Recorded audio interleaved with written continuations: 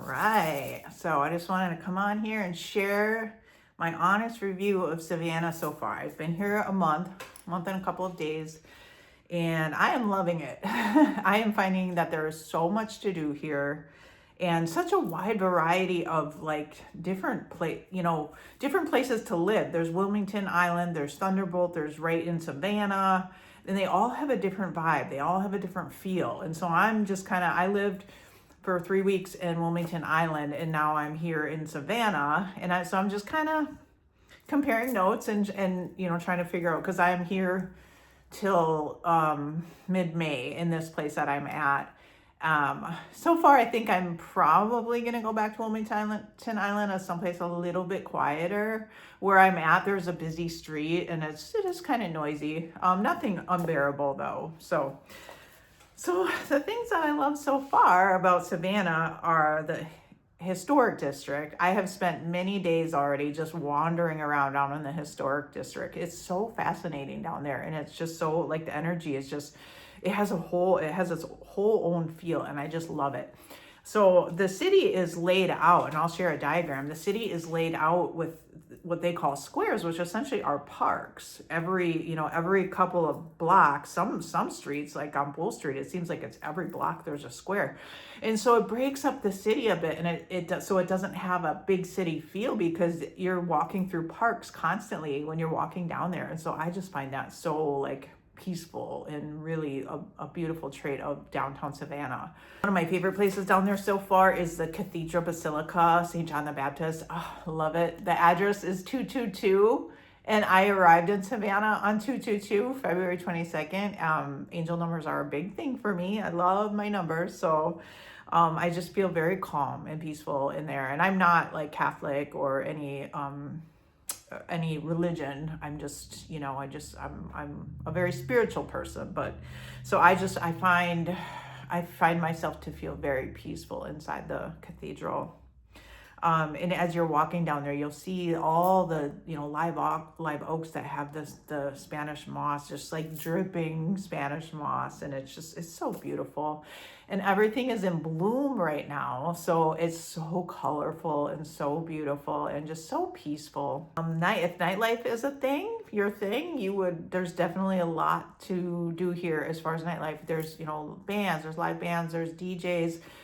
There's dive bars, if that's your thing. There's, more upscale places. There's tons of restaurants to eat at here. So, and I think like so far my favorite is Urban Deli downtown, right downtown in the historic district. It was just a sandwich and a salad, but it was amazing. So yeah, I highly recommend that place. So Tybee Island is from Wilmington Island, it was only a 15-minute drive. From where I'm at now, it's about a half hour, unless it's 5 o'clock or around that time. Then it's going to be more like 45 minutes. The traffic can get a little congested in Savannah, for sure, at certain times of day, I've noticed, especially certain areas. People complain about, I've seen people complain about the parking in Tybee. But, I don't know, it's $4 an hour. So you figure, say you want to go to the beach for 5 hours, it's only $20. It's really, in the grand scheme of things, I don't think it's that pricey to park. Downtown Savannah, the historic district, will be, depending on where you park, it'll be $1.50 an hour or $2.50 an hour. Not bad at all. Again, I mean, you're talking a whole days of activities for, $10 parking or whatever, however long you end up parking. I'm finding the cost of living to be somewhat comparable to where I'm from, Appleton, Wisconsin. I would say the cost of rent is slightly higher, but also I've been having to do furnished places because I've only brought with me what I could fit in my car. So once I'm going to start accumulating things here, and I'm going to start looking at unfurnished places. And I would say that those rates are pretty comparable to home. I would say, anywhere from $1,200 to $1,600 for kind of what I'm looking for, unfurnished.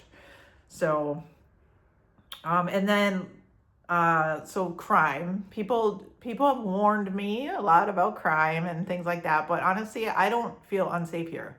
There hasn't been a time that I feel unsafe. Even in this neighborhood that I'm living in right now, which is, I guess, some people classify as a little bit, more ghetto or rundown, I don't feel unsafe. So I just, constantly remind myself not to let other people's experiences become my experience, because we are all experiencing reality through our own lens of, past experiences, our thoughts, our feelings, our interactions with others. We're all like experiencing reality completely different. So I have not felt unsafe here at all. I can't not mention St. Patty's Day Parade. It is debatably the second or third largest in the U.S. Some people say Chicago is the second. Some people say Savannah is. But we checked it out. It was fun. I recommend it. It was a lot of fun.